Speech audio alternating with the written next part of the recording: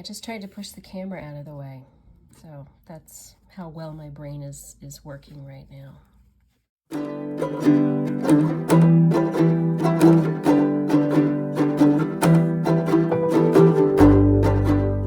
Alright, so today we're going to start something really fun, and that is picking out colors for the project, actual colors. So if you have found this video at random, you might want to go back and watch some of the previous videos. I talk about the whole saga of getting my shade cards, but I do have them now. And these are the 2-ply jumper weight from Jamieson of Shetland. There's a whole thing about there's Jamieson's and then there's Jamieson and Smith. And this is Jamieson of Shetland. No, I'm going to apologize because, you know, I have COVID. And I thought I would do you all the courtesy of not appearing on camera, but my mind is not all with it. However, so these are the Jamieson of Shetland 2-ply jumper weight cards. No, see, it's Jamieson and Smith, not Jamieson. You know what? It's all very confusing. Anyway, so as I mentioned in the previous video, I believe we've got 6 or 7 colors to pick out. We obviously have this white or off-white being the main color. We have a light and a dark blue. We have sort of a yellowy gold. We have a dark brown. And then we also may have in here another kind of reddish brown. So I think, I'm not 100% sure. I think this might be a different color from this. But I can see it maybe a little better here.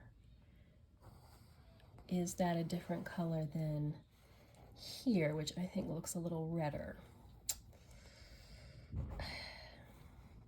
I don't know, but let's see what the colors want. We know we at least need a white, a yellow, a light blue, a dark blue, and a brown. And then we may need a sort of reddish brown. So the first part's pretty easy. This is the plain white, and this is the one shade off, sort of an off-white.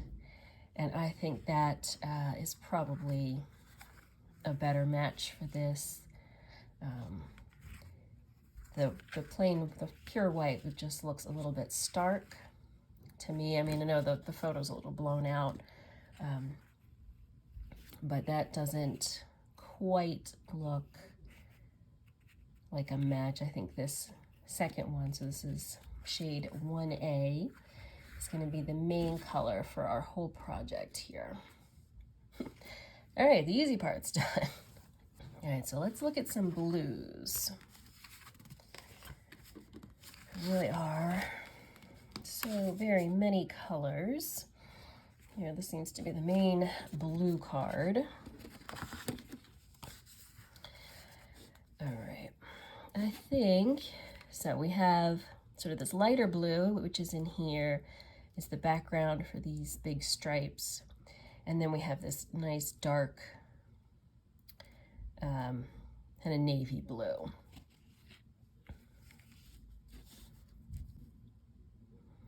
I just tried to push the camera out of the way. So that's how well my brain is working right now.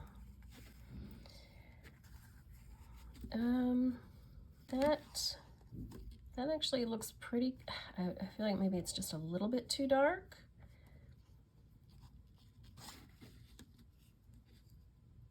So that one almost looks a little bit too light.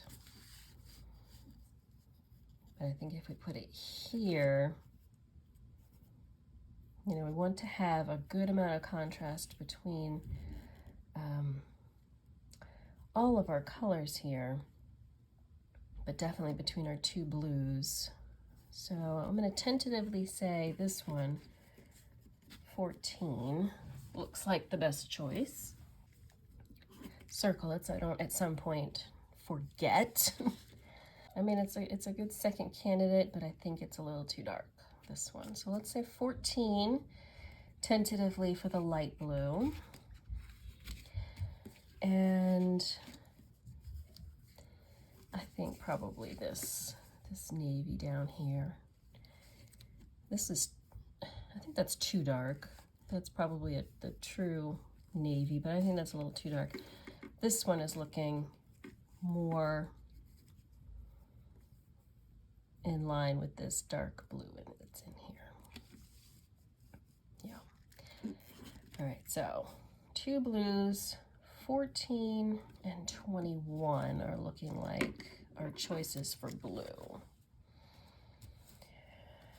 The yellow is definitely not a very bright. It's more of a kind of a washed out gold, and I'm already thinking this one right at the top might be our choice. Second from the top also possible, but I think that is really, I think that's really doing it. That is, I think, blending right in. Boom, easy peasy. 28 for the yellow. Now, I may have been able to do this just using the pictures online, but those, computer monitors just aren't that reliable. So it's great to actually get the colors in hand to be able to make better choices. All right, and then we have this brown. The browns are sort of scattered around a little bit all over the place here. So we got browns here. That's reds. We've got one brown here. Here's a couple more browns, and then even some more browns. There's a lot of brown in the world here. In the world of Jamieson and Smith. All right, none of these are really looking right to me.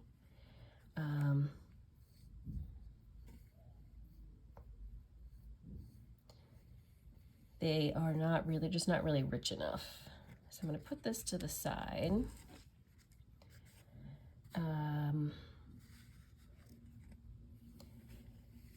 There's just one brown on this card, Pete, which I actually think it's close, but I think it might just be a little bit too dark. So we'll say a maybe on that. And then here's where we've got most of our browns. And I think this one, which is 122, is looking like a good candidate.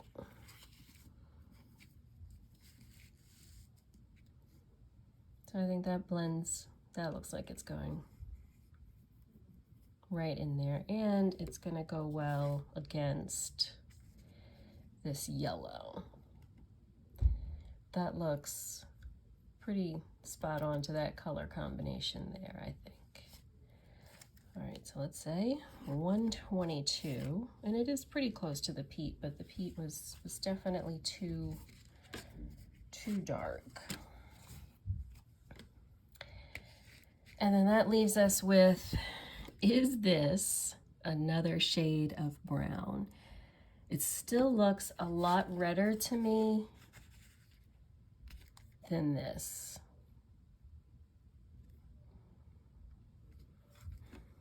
And it's used in this, and it is used here. It's used here as well. And I am gonna say, I'm gonna go ahead and call that a different shade and see if we can't pick out a more of a brownish red for that. It might actually be on the same card though. All right, so here's what we're using, 122.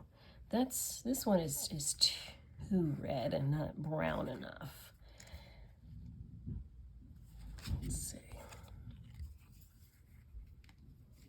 The peat again,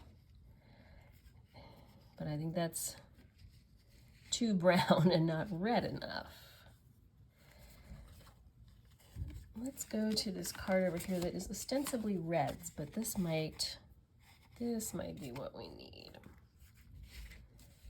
And I think this might be it.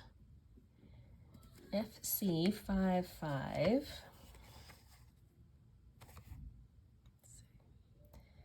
So that is I know the light's not great today. It's actually it's got some blue in it, you can see close up. But I think that, to me, looks like the same color that is hiding in here. And I think that also makes sense that it's actually almost a reddish purple, because it will go really nicely with the blue, the dark blue. And you'll get those little bits of, there, you can see that reddish purple. So I'm gonna say those are our colors. All right, so here is our final palette for our sweater.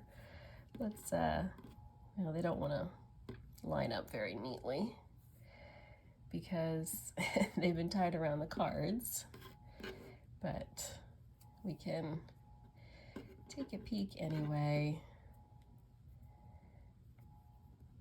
And that's not correct.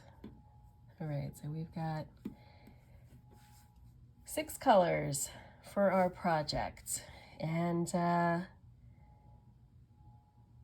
means we are well on our way.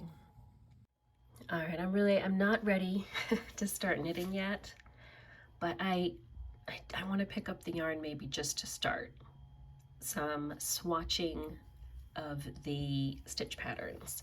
So I'm just gonna get a ball of each. I'm gonna see if Fancy Tiger Crafts happens to have all the colors, and maybe I'll have to order some fabric while I'm there.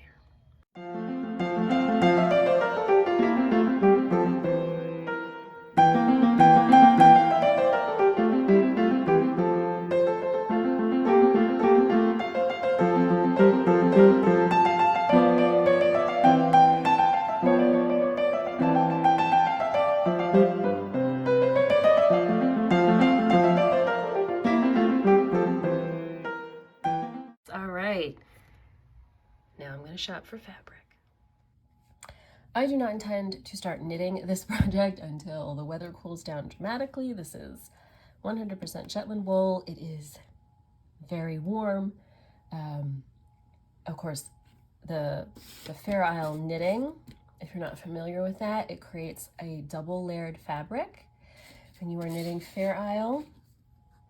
Traditional Fair Isle, you are only using 2 colors per row, so that's the general guideline. But the way that you work across is that you knit with 1 color while carrying the other color behind.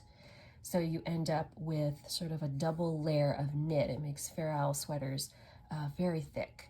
So even though the yarn is very light and thin, once you sort of knit it all together, you get this very beautiful patterning on the front, but then on the back you get, so I'm just going to pop over another Fair Isle sweater that I've knit of my own design, just so you can see. So on the front, you know, you get this, and this is the Shetland Spindrift, I believe, not the 2-ply jumper weight. Yes, Shetland Spindrift. So basically the same kind of yarn, same weight on the front, and this is not a super woven pattern like on here. But on the front, you have the stitch pattern, and on the inside, I'm using all my yarn strands here, you have this.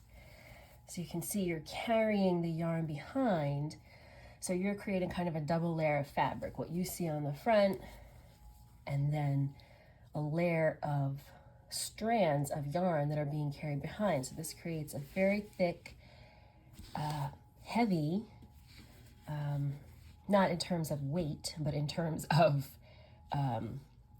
warmth, fabric that I don't want to be working with in July or August. So I do not intend to start knitting anytime soon. I will probably start swatching soon.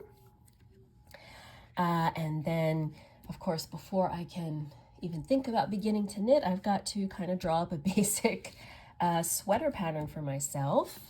Now I have knit the circular yoke sweater that I was just showing you. That's a different style than this. I have not knit a sweater like this before, so I have some research material so that I don't have to start completely from scratch, hopefully, in creating just sort of a basic pattern for myself that I can then stick some numbers into, which is how we make sweaters.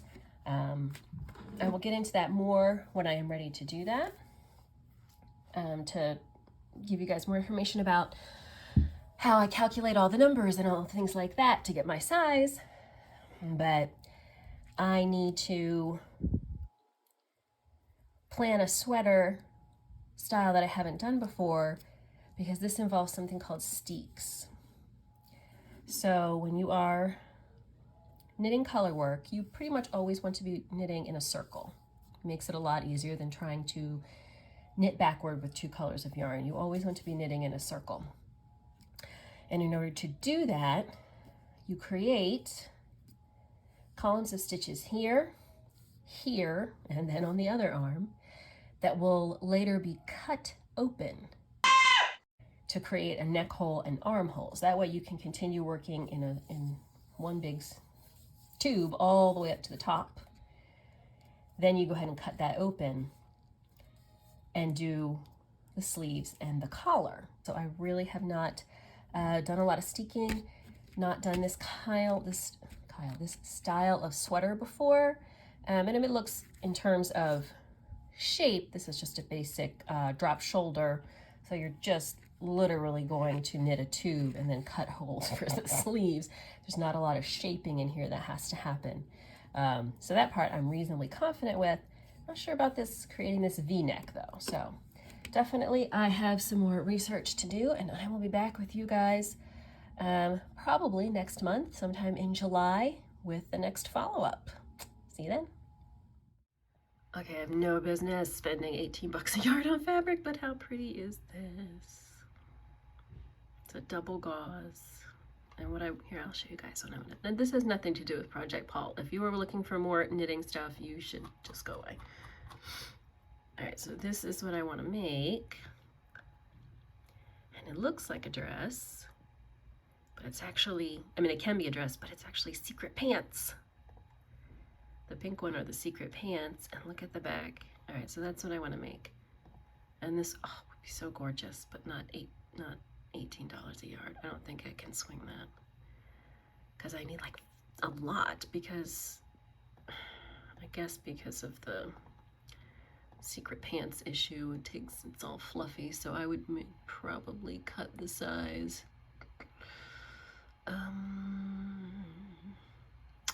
14, maybe 12.